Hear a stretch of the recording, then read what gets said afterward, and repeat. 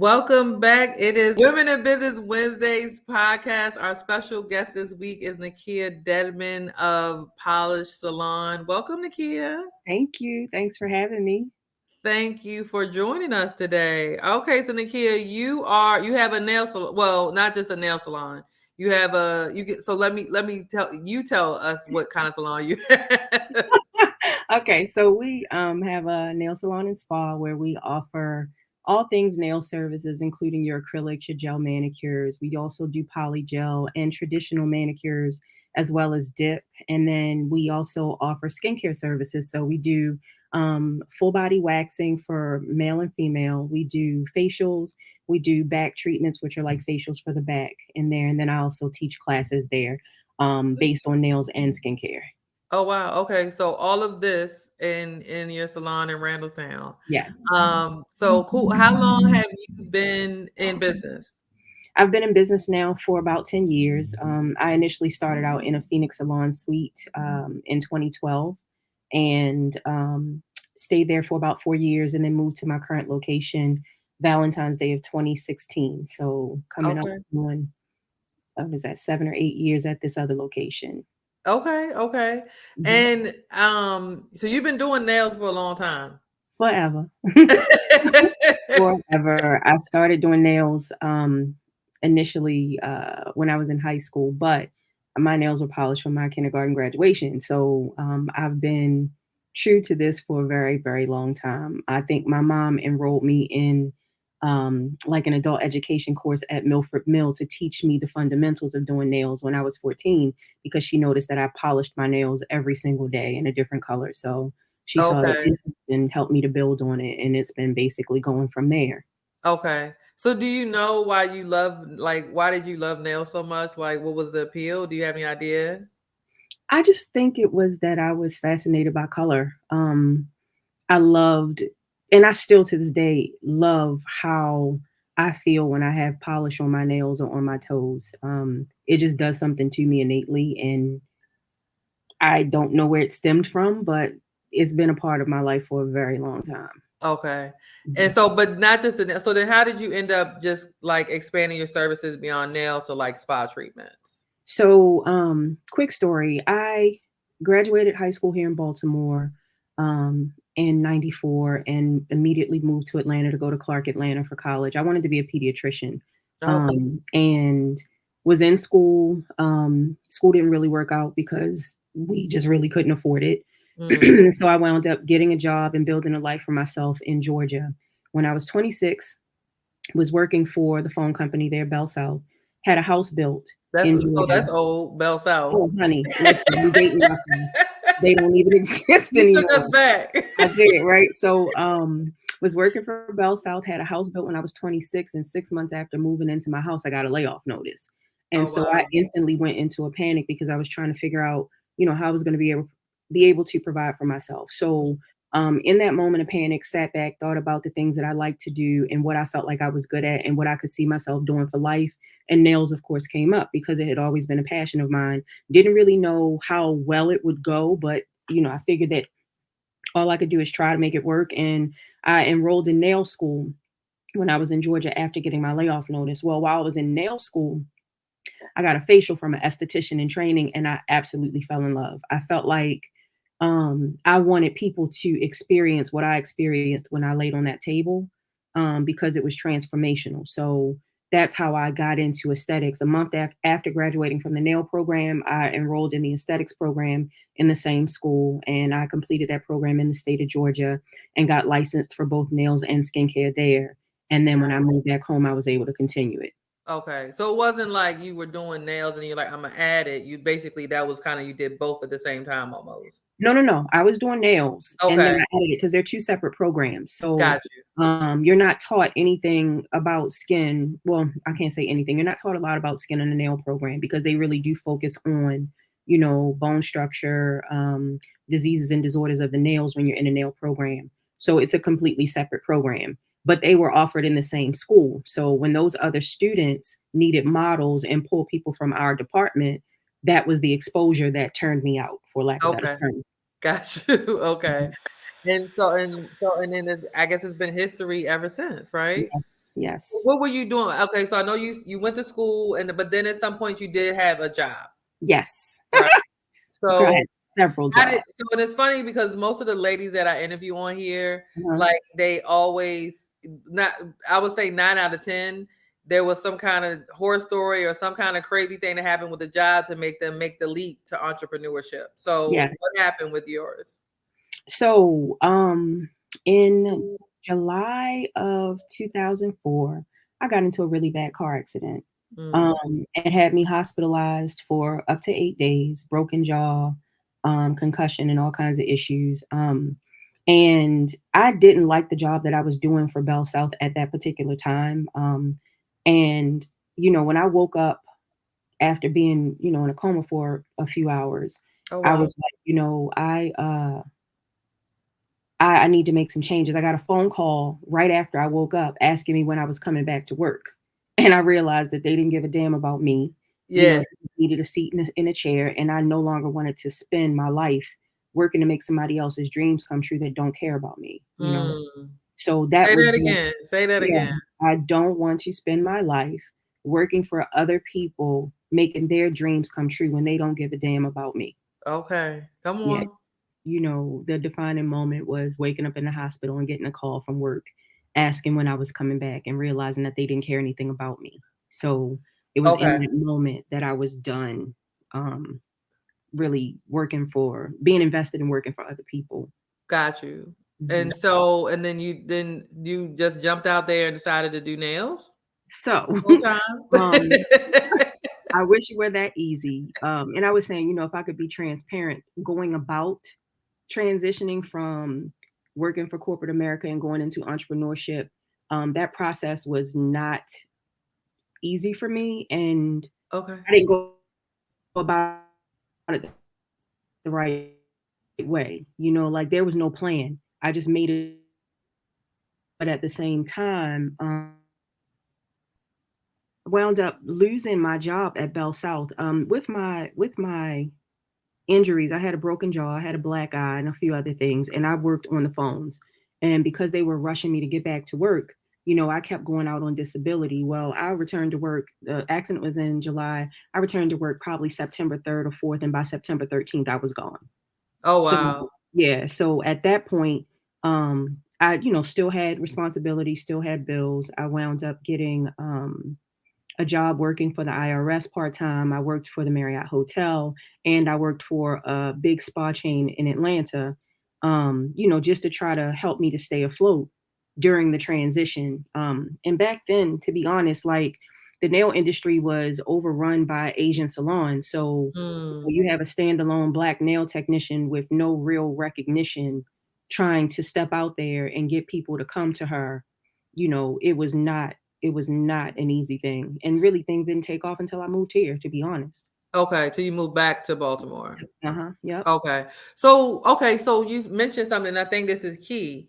Um, so you said you didn't do it right, right? No, So absolutely not. and I think a lot of times when people transition from being employed to being self-employed, that is the hardest transition for so many different people, because we're taught what to do from a very young age, right? And Mhm. from kindergarten on up, like we got to be somewhere at a certain time. We can take our lunches at a certain time. We go to class at a certain time. And then when we go graduate from high school, go to college, it's the same thing. Or whether we go to work, we have to be somewhere at a certain time. Someone's telling us what to do constantly, constantly, constantly. Right. What would you say, Nakia, is the biggest, or what was the biggest hurdle with that kind of thing as far as you going from being an employee to now being self-employed? Um, I really think that having a plan, like, even like the Small Business Association has like your business plan and things like that laid out. I had done a business plan years ago, but I didn't use the business plan to grow my business. And again, I didn't because well, like the situation was just everything was kind of like so haphazard. And to be quite honest, like I had these licensures when I moved back here, and I had this skill, and I had a network of friends and family that knew my skill level, and that's how I kind of started when I moved back here. But in Georgia, it was a different dynamic. When I moved Mm, back to Baltimore initially, I was living, with my mom again until I could get back on my feet. And while I was waiting, for jobs to transition from one state to another and things like that, in Georgia, I didn't have that luxury. I had a house there. And when the money stopped flowing in from the corporate job, the house was lost, and Mm-hmm. then so you're at a point where you're kind of scrounging trying to get money together. And when you're doing that, you can't necessarily put money aside to invest in a business. Now, there were certain things that I had acquired when I worked in corporate America.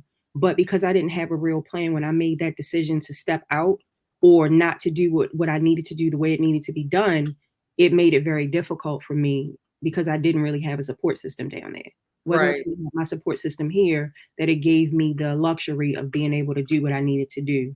Um, and so when I say that I didn't go about doing it the right way, having the dream and the vision is one thing, but having the plan and the capital is something altogether different. And that Yeah. capital doesn't have to be necessarily like a bank loan or anything like that, because my business was built from the ground up off of my pockets from the services that I provide for my clients. I didn't get a business loan to do what I've done in the 10 years that I've been there. But looking at things in hindsight, I wish I had gotten a business loan because it would have Okay. made things a lot easier and it would have allowed me to elevate, my brand to a whole nother level, Yeah. to what it is now. And that's just, some of the lessons that I've learned over the years that I've been in business. And I think you said something else very key. You just kind of glazed over it, Hmm. but you like a lot of people aren't prepared for like that other side of entrepreneurship. You said you lost your house, right? Yes. Like Yes, you people did. like when you get into this entrepreneur game, it is a roller coaster. Like It it's is. no other way to describe it. And so I think that's important, you know what I'm saying? Like because you got to be really built for this and be built for it for longevity, right? Because Yes, most of the time it's not going to take off overnight. It's not going to, it's not going to just, you're not going to go from zero to making six figures, you know what I'm saying, most of the time, right? exactly. So Exactly. it's a uphill battle, and then sometimes you get up the hill and then you end up going back. Like it's definitely like up and down. What would you tell Nakia? What would you say to someone who is someone who what would be the best piece of advice or the number one piece of advice that you would give to someone who is wanting to make the leap from being an employee to now having their own business to being an entrepreneur? I would say use the corporate job to finance the dream. Mm, And once the dream can support itself effectively and efficiently, then you can step away. yeah, there you go. Okay, Like that is it. Like, um, and one other thing, if I could add, sure. please do not depend on friends and family to sow into your Say dream. it Do again. not depend on friends and family to sow into your dream. Yeah. And don't take this the wrong way if you are friends and family watching. The truth of the matter is that, when you step out there to start and grow your business, the people that are closest to you are probably not going to be the people that help your dream to be successful. Mm-hmm. You have to be prepared to do the legwork to grow yourself and to grow your brand independent of connections that you have today. Mm-hmm. And you have to constantly work to build that brand. Yeah. And yeah, so that would be the pieces of advice that I think are imperative. Those are great pieces of advice. Thank you. So, real quickly, fast forward to today, Mm. right? What's going on today? Like that, that was your starting with what's going on now with Nakia and her business. Like, what does it look like today? So, honey, today is a day, okay? The business that I'm in, the industry that I'm in is very volatile. And the truth of the matter is that, you know, you can have a salon or spa and, have great staff members, but you have to always keep in mind that those people that are in there that you're sewing into and that you are helping to develop are at some point going to want to do their own thing. That Mm, then affects your bottom dollar. mm-hmm, So you have to constantly be in your mind, in your head about how you're going to adjust to those types of changes. And I'm in that process right now. So mm-hmm. we do have some staff that are going to be moving on. And so over the weekend, I have been thinking about what I can do to pivot. Not to mention the reality in my business is I'm in nursing school. I start the actual nursing program in the fall. And so, whereas I might be available for the period of time that I'm available now, in the fall, that's not going to be, my reality. So you're constantly reinventing the wheel, constantly pivoting, constantly evolving. And you just have to be mentally and emotionally prepared for those changes if you want to have a business that has staff members. It's just a part of the process. Mhm. And make sure we mention you're not going to school just to be a nurse. Why are you You going know, to school, nursing school? I'm going to nursing school so that I can open up a medical spa later on. Okay. So I want to branch off and offer more results focused treatments to people that look like me, you Okay. know, because it's not a lot of us out here offering treatments that cater to the issues that we have going on. Yeah, So absolutely. I wanted I to had bring people I together. had Marsha and Adrian on here a couple weeks ago. So Okay. check them Okay. out. Check out their interview. But real before we go, Nakia, if someone wants to book an appointment with you, how do they find you? All they have to do is visit our website at www.bmorepolished.com. That's B as in boy, MORE, polished, POLISHED.com. You can also find us or our link to book on our Instagram pages, which is at Be More Polished, spelled the same way, or at Polished Nails and Skin. The link is on both of those pages. And I'm gonna tell y'all, Nakia is not easy to book. So you gotta book your appointment. You're gonna be waiting for a minute to get in there because she is booked and busy for real. Thank you. Well, they can always, like, once you get in, the rule of thumb is this: if you get onto the site and you don't see an appointment available until March 27th, book March 27th and then book your appointments every 2 weeks or 3 weeks, whatever your frequency is thereafter, because at that point, that's letting you know when you can get into the rotation. Yeah, Now, and it I got doesn't I got mean, out. Look, I got out of rotation, and my last appointment was the first week in February. My next one is not till March 10th. So, oh, yes. Well, yes, but people cancel all the time, and yeah. the rule of thumb with the cancellations is that I have a 24-hour cancellation policy. So 48 hours before you want to come, check the system and see if there's availability, or 24 hours Oh. before you want to come, because that's when those people that had those slots blocked are canceling if they can no longer make it. Got you. Okay. Well, thank you for that. Now I know what to do. Yes, Um, ma'am. so thank you for that. Thank you, Nakia. Just thank you overall for taking time out of your schedule. I know you're busy to speak with me.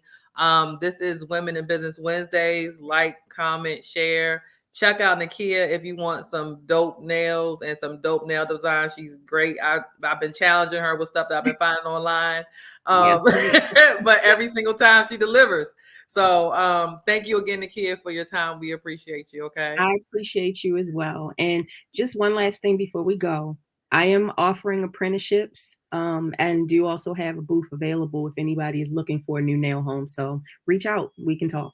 There we go. All right, Nakia. Have a All right. great one. Have a great Thank day, you. ladies and some gentlemen. Do watch. This is Women in Business Wednesday. We'll see you next week. All right. Thanks, Kylie. Have a good day. Bye.